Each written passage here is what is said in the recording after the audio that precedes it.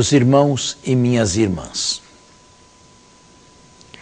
o texto que temos neste momento diante dos olhos é um texto por demais conhecido.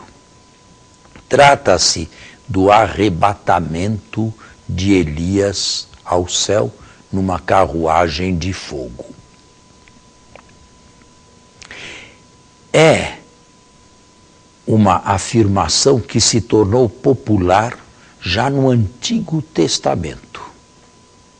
O profeta Malaquias, o último dos profetas com o qual se encerra o corpus profético na Bíblia cristã, nos diz em seu último capítulo: eis que vos enviarei Elias, antes que venha o dia grande e terrível do Senhor. E havia nos tempos de Jesus uma forte expectativa de que Elias redivivo estivesse para voltar de maneira muito rápida à terra. Na verdade, nós não precisamos crer ou aceitar que Elias tenha ido para o céu num carro de fogo sem provar a morte. É possível que esta história, este conto, tenha sido iniciado por Eliseu e depois continuado em círculos proféticos até se tornar uma crença popular num Elias redivivo, num Elias que subiu ao céu sem passar para a morte. Não, nós não precisamos imaginar que Elias não tenha morrido como qualquer um de nós e até o Cristo e sua mãe. O que o conto nos quer dizer é que um homem de Deus não tem o fim de um cachorro, por exemplo, de um animal qualquer.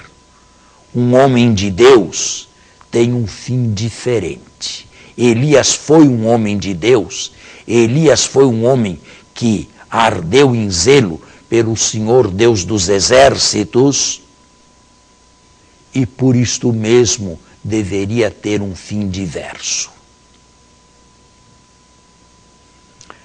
O texto preparando o arrebatamento de Elias o mostra em viagem na direção do Rio Jordão com o seu servo, aquele que o sucederá, o profeta Eliseu.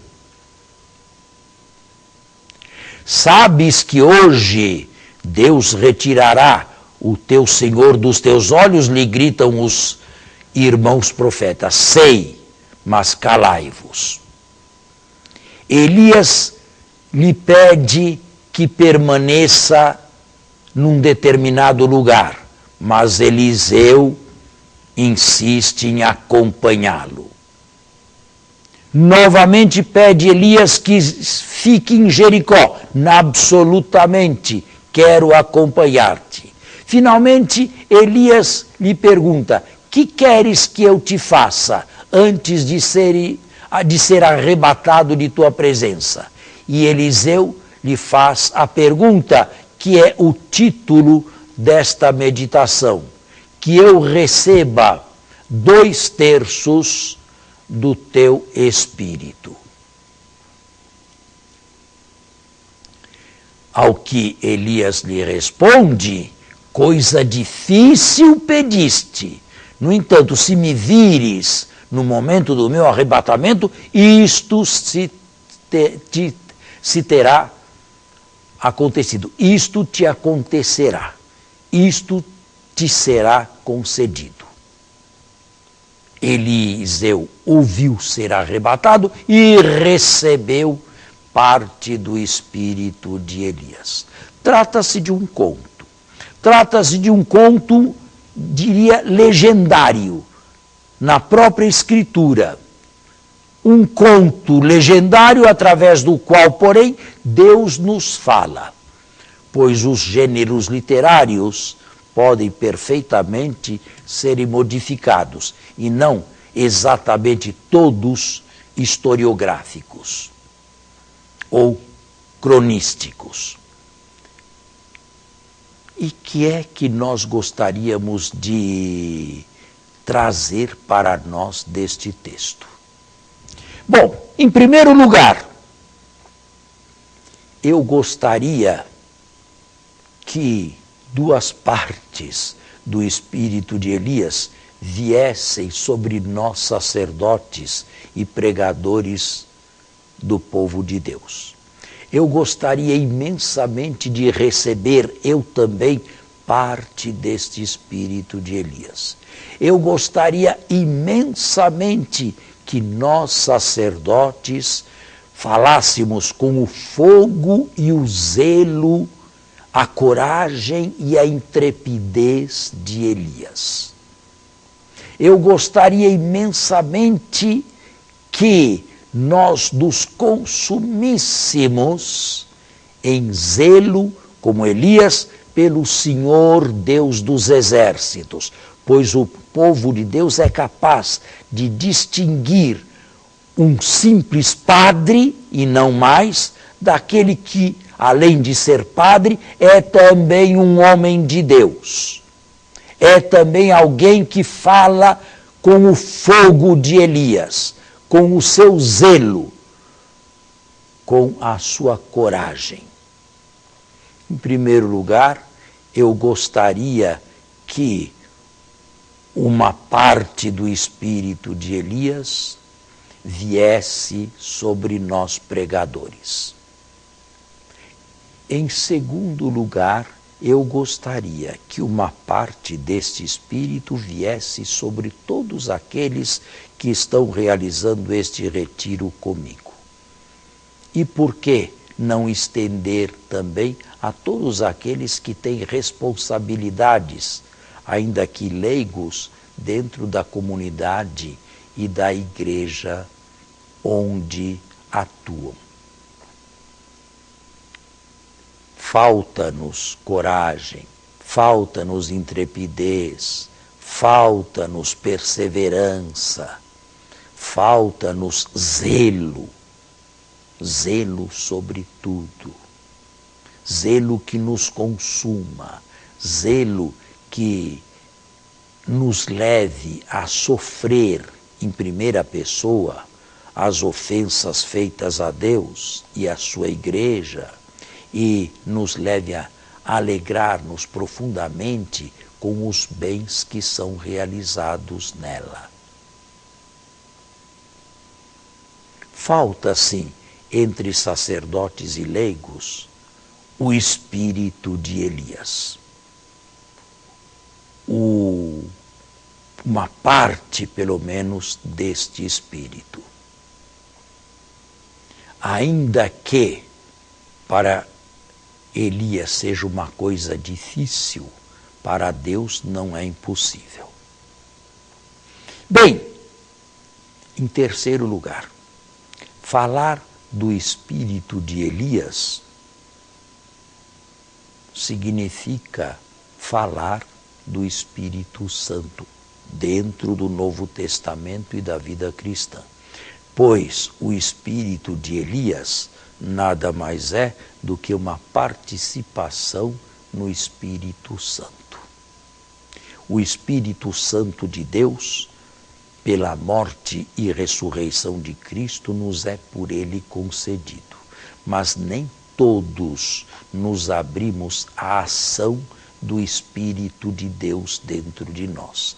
Falta-nos a oração, falta-nos a consideração, falta-nos a introspecção, falta-nos o encontro pessoal com este Espírito. E depois nos falta também dar-lhe espaço para que ele haja dentro das nossas vidas.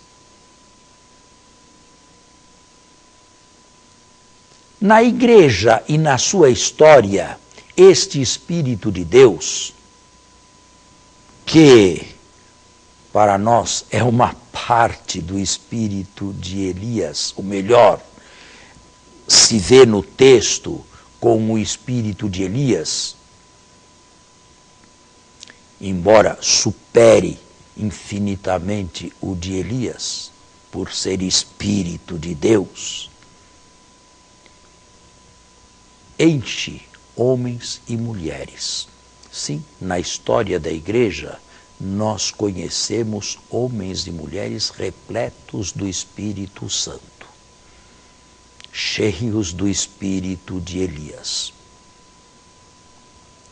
Homens e mulheres que, apesar da simplicidade, apesar da falta de recursos e meios, agiram e agiram acertadamente nas próprias vidas. Se nós conhecemos um pouco da vida dos santos, nós devemos dizer que estes receberam parte do espírito de Elias.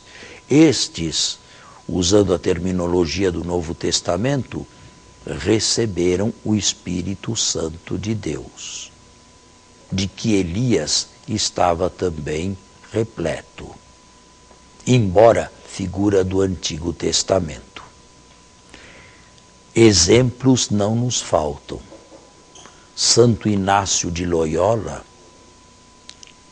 cheio do Espírito de Deus, deixou a carreira militar promissora e fundou a Sociedade de Jesus, sem mesmo imaginar o que ela seria no futuro.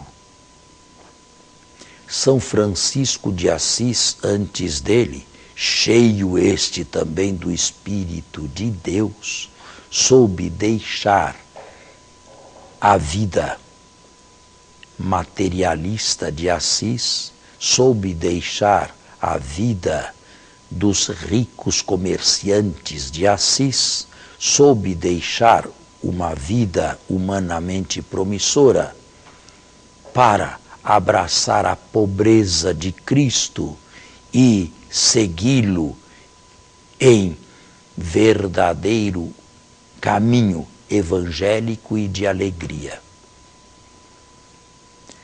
Santa Teresa de Jesus, cheia do Espírito de Deus, empreendeu a reforma da sua ordem, o Carmelo. Tinha tudo para não dar certo. Era uma mulher que no seu tempo não era bem considerada, era uma mística que caía sob os olhares impiedosos da Inquisição e era uma judia. Mesmo assim, através do Espírito de Deus e enfrentando 1000 dificuldades, realizou a reforma da sua ordem e fez diversas fundações de Carmelos femininos, auxiliada neste empreendimento por outro homem cheio do Espírito de Deus, seu irmão de ordem e do ramo masculino, São João da Cruz. Nos dias mais próximos de nós, podemos relembrar-nos do beato Charles de Foucauld, homem também cheio de zelo por Deus, que tinha uma verdadeira obsessão em imitar Jesus Cristo na pobreza de Nazaré e que fundou os Irmãozinhos de Jesus. Nós podemos nos recordar da bem-aventurada Madre Teresa de Calcutá, que também cheia do mesmo espírito, buscou aliviar os sofrimentos dos mais pobres dentre os pobres. E assim, caríssimos irmãos, na história da igreja, nós estamos cheios de pessoas assim, e por isto mesmo louvamos e bendizemos a Deus e lhe agradecemos. por nos dar o dom de pessoas, homens e mulheres que sejam, de todas as épocas, repletos do Espírito de Deus. Ou, se quisermos ficar no texto, com 2/3 ou até mesmo o duplo Espírito de Elias. Sim, graças a Deus, estes homens e estas mulheres não faltam, mas são homens e mulheres que caminham com 2 pernas. A primeira perna é a oração. A primeira perna é a contemplação. E sentir-se humildes diante de Deus. Absolutamente vazios e prontos para seguir a sua voz e a sua vontade. Em segundo lugar, e segunda perna, desejosos de salvar os irmãos, de levar os irmãos ao caminho da salvação, pois é isto que devem fazer todos aqueles que possuem alguma parte do Espírito de Elias, ou que possuem a plenitude do Espírito de Deus, o Espírito Santo. Serem intrépidos na fé e agirem e cooperarem com Deus na salvação dos outros. Porque o fim de todos os fins, o fim último e derradeiro para o qual todos os outros se dirigem, é a salvação eterna de cada um de nós. Eu disse, pessoas assim nunca faltaram na igreja, mas eu não posso dizer que sejam a maioria. Infelizmente é uma minoria qualitativamente superior e admirável, mas uma minoria qualitamente superior e admirável, mas uma minoria que merece ser imitada. E terminando esta meditação, eu proporia aos retirantes que lessem alguma das vidas ou obras destes santos. Santa Teresa de Jesus, por exemplo, escreveu sua própria biografia, sua vida, com humildade e mansidão. Por que não ler as obras de Santa Teresa de Jesus? Ela não era uma teóloga, ela nunca fez teologia. Os seus escritos são acessíveis a todas as pessoas cristãs.